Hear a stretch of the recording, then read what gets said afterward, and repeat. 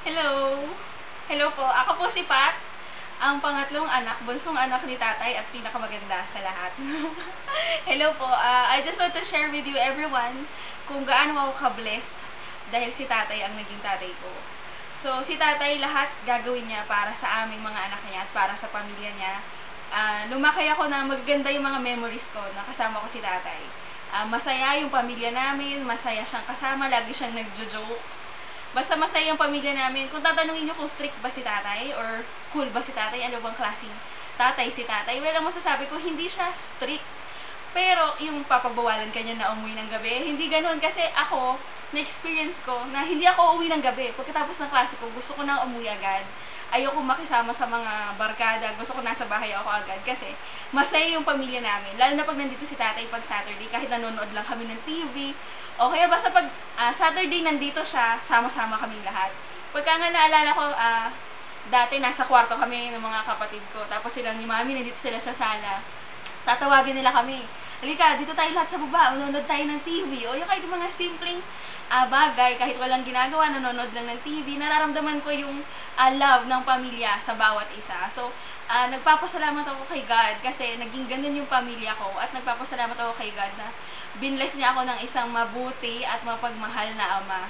Naalala ko pa kay tatay, siguro masasabi ko rin strict siya kasi nung college ako, hindi ko makakalimutan, sinabi sa akin ni tatay, hindi ako katulad ng ibang tatay dyan, napapayag na magbo-boyfriend ang anak nila. Hindi kita pinapayagan na mag-boyfriend. Naalala ko yun na sinabi sa akin ni tatay yun.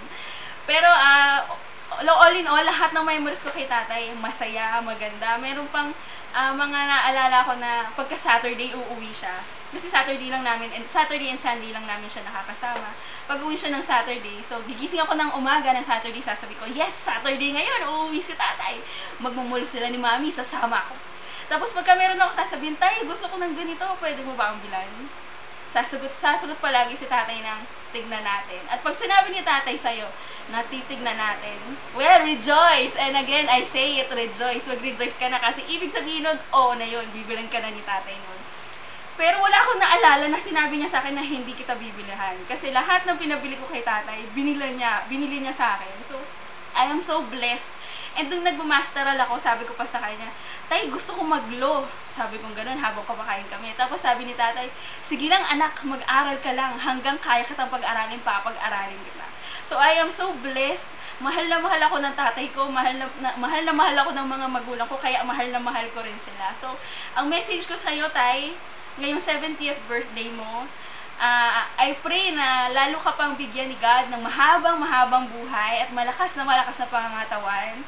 And lagi kong pinapag-pray kay God na bigyan ako ni God ng chance para makabawi sa lahat ng mga kabutihan na pinakita mo at ginawa mo para sa akin at sa pamilya ko. So, yun lang tayo. Maraming salamat sa iyo. Mahal na mahal kita. And I miss you all. Happy birthday, tatay!